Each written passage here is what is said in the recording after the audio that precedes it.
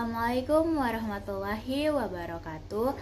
Halo semua, perkenalkan nama saya Nurul Safika dengan NIM A1C22384 kelas C, Program Studi Ilmu Keperawatan, Fakultas Keperawatan dan Kebidanan, Universitas Megarizky Makassar.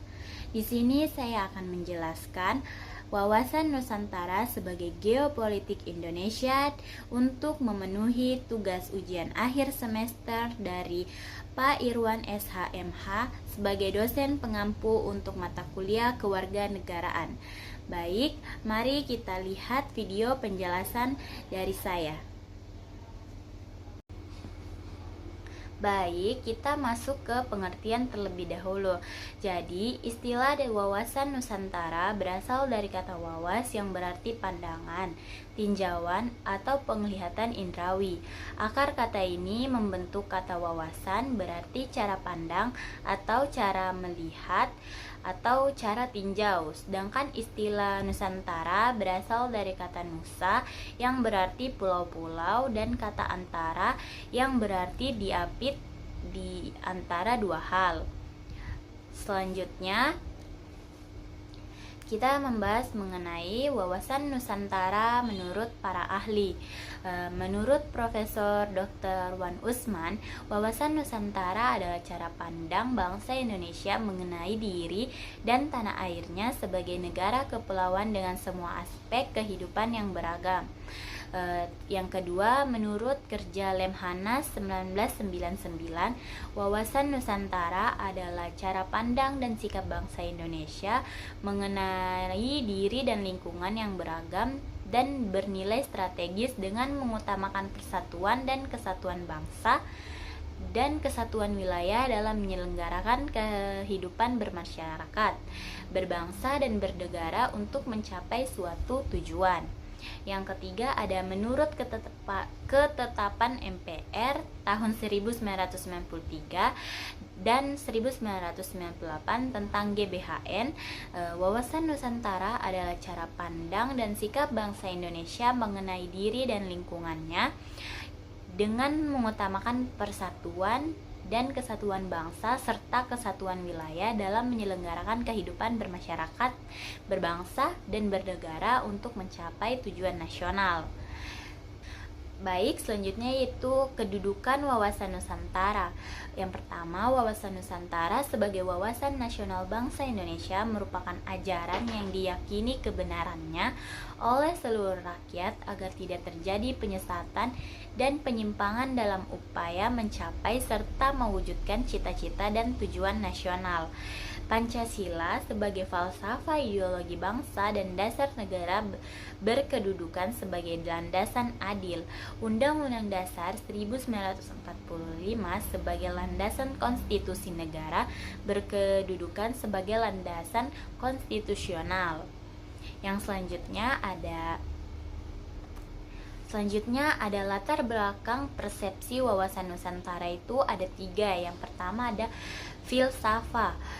Filsafat itu sendiri wawasan Nusantara dikembangkan berdasarkan falsafah Pancasila yang mengandung nilai-nilai keimanan dan ketakwaan, keadilan dan keberadaban, serta persatuan dan kesatuan. Yang kedua adalah aspek kewilayahan Nusantara. Kondisi objektif geografi Indonesia terletak pada posisi silang yang sangat strategis dan memiliki karakteristik yang berbeda dengan negara lain. Yang ketiga ada aspek sosial budaya. Wawasan Nusantara juga dikembangkan berdasarkan kondisi objektif bangsa Indonesia yang beraneka ragam, budaya, adat istiadat, agama, dan bahasa serta sistem masyarakat dan organisasi kemasyarakatan. Selanjutnya ada wawasan Nusantara sebagai geopolitik Indonesia. Pandangan geopolitik Indonesia yang didasarkan pada nilai-nilai ketuhanan dan kemanusiaan yang luhur dengan jelas dan tegas tertuang di dalam pembukaan Undang-Undang 1945. Bangsa Indonesia adalah bangsa yang cinta damai tetapi lebih cinta kemerdekaan. Bangsa Indonesia menolak segala bentuk penjajahan penjajahan karena penjajahan tidak sesuai dengan pri kemanusiaan dan pri ketuhanan. Ya, selanjutnya selanjutnya adanya perwujudan wawasan Nusantara yang terbagi menjadi 4 poin.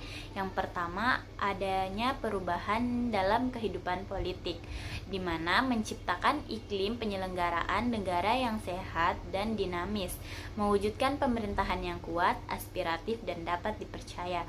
Yang kedua, ada perubahan dalam kehidupan ekonomi, yaitu menciptakan tatanan ekonomi yang benar-benar menjamin pemenuhan dan peningkatan kesejahteraan dan kemakmuran rakyat secara merata dan adil. Yang ketiga, adanya perubahan dalam kehidupan sosial budaya, yaitu menciptakan sikap batiniah dan lahiriah yang mengakui, menerima, dan menghormati segala bentuk perbedaan sebagai kenyataan yang hidup di sekitarnya dan merupakan karunia Sang Pencipta. Yang keempat adalah perubahan dalam kehidupan pertahanan dan keamanan, yaitu menumbuhkan kesadaran cinta tanah air dan bentuk sikap bela negara pada setiap warga negara Indonesia. Selanjutnya ada otonomi daerah Indonesia. Otonomi daerah Indonesia adalah wilayah administrasi pemerintahan dan kependudukan yang dikenal dalam Undang-Undang Nomor 32 Tahun 2004 tentang pemerintah daerah. Dengan demikian, jenjang daerah otonomi ada 2 bagian. Walau titik berat pelaksanaan otonomi daerah dilimpahkan pada pemerintahan kabupaten atau kota. Adapun daerah provinsi berotonomi secara terbatas, yakni menyangkut koordinasi antar atau lintas kabupaten atau kota, serta kewenangan pusat yang dilimpahkan pada provinsi dan kewenangan kabupaten atau kota yang belum mampu dilaksanakan maka diambil alih oleh provinsi.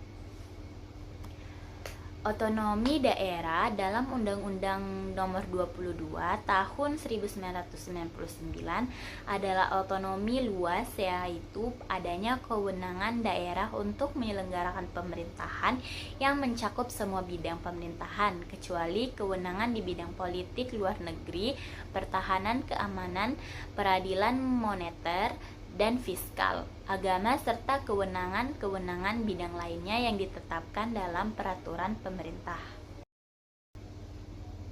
Baik, itulah tadi video penjelasan dari saya mengenai materi wawasan Nusantara sebagai geopolitik Indonesia. Kurang dan lebihnya mohon dimaafkan. Terima kasih sudah menonton video ini. Saya akhiri, wabillahi taufiq wal hidayah. Wassalamualaikum warahmatullahi wabarakatuh.